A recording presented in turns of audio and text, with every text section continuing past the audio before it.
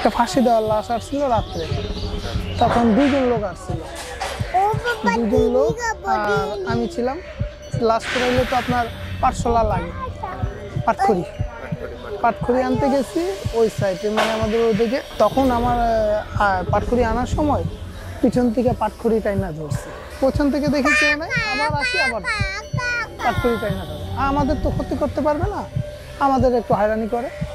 এই জন্য পরে আমরা ওই মন্ত্রটা বলে শরীর বান্ধা আয়সা এখানে লাশটা সমাধি করি।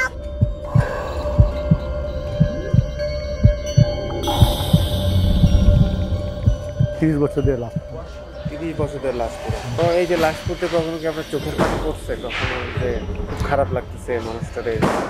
না, আমাদের চোখের পানি পড়ে না। যেমন আমাদের আত্মীয় শুনি মারা গেলে এখানে একটা মনে একটা সাথে কোন আত্মীয় রে?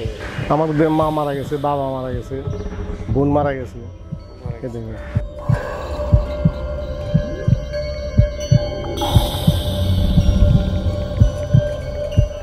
আমাদের এখানে লাশ ভর্তি আছে, কেউ ফাঁসি দিয়ে মারা যায়, কেউ বিষ খায় মারা যায়, কেউ হয়তো অসুস্থভাবে মারা যায়। এই ধরনের লাশগুলো আছে। যেমন হইতে পারে রাইতে লাশ আইলে আমরা এই রাইতে লাশ পুইরা দিয়া সকালবেলা আমরা আসি। আপনার নিজ হাতে কতগুলো লাশ করছেন? এইটা বহুত গেছে লাশ, এটা কোনো গণা নাই। একটু তাও আনুমানিক প্রায় লাখের উপরে গেছে। 1 লাখ লাশ করছেন আপনি?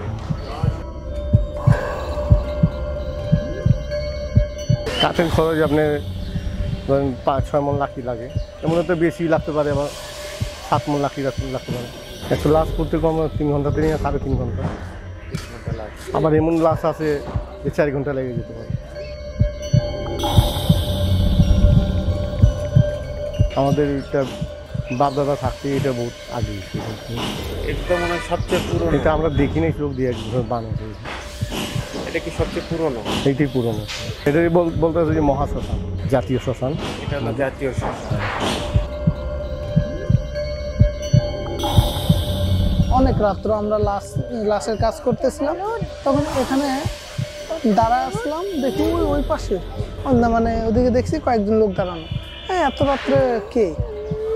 পরবর্তী ঘুরে গেছি, যা দেখি কেউ নেই। তখনই তো বুঝতে পারছি এটা তো মানে আধ্যাত্মিক শক্তির কিছু। তখন ওখানে দাঁড়াইলাম, দাঁড়ানোর পর আবার আইসা পড়ছি, তখন আর কিছু করে নাই।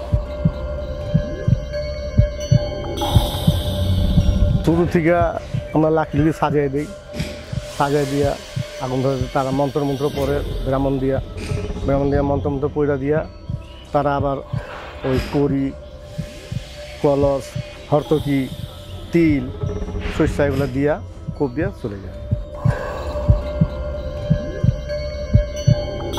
কতটি লাশ পুরা যায় না, সহজে পুড়ে না। এটা খুব কষ্ট করে জ্বালাতে, এটা 4 ঘন্টা 5 ঘন্টা লেগে যায়। কেমন এটা কার লাশ ছিল যে এরকম এত টাইম লাগবে?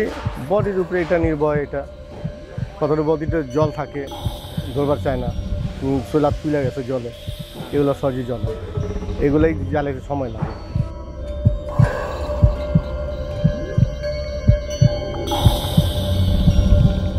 যারা বৈষ্ণব তাদের মাটি হয়, হ্যাঁ, যারা বইলা যায় যে আমার মাটি দিয়ে, তাদের মাটি দেওয়া হয়।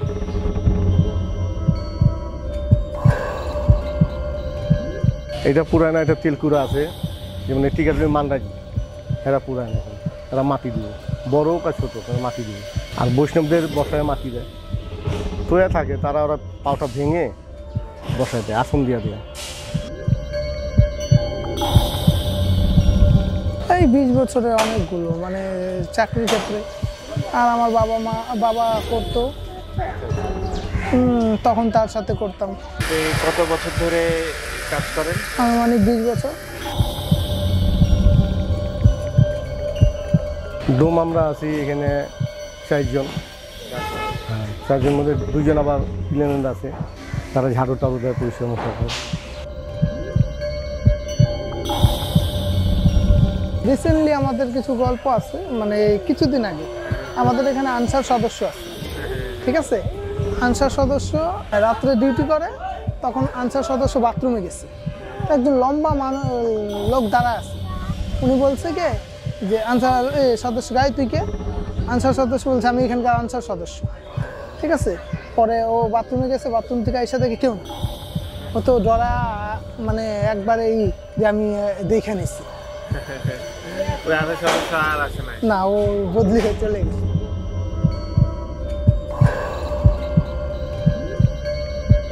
আমাদের কাট আগে দিয়া তারপর বডি দিই উপরে। বডির উপরে কি দেয়? বডির উপরে আমরা লাকড়ি দিই। পুরুষ হইলে আমরা 2টা লাকড়ি দিই চাপা, মহিলা হইলে আমরা 3টা 4টা লাকড়ি দিয়ে আমরা ঢেকে দিই। এটা পড়তে পড়তে হাড্ডিগুলা সব ছাই হয়ে যায়, একটা সাদা একটা ছাই হয়ে যায়, আমরা টোকা দিলেই হাঙ্গারগুলো পুড়ে যায়।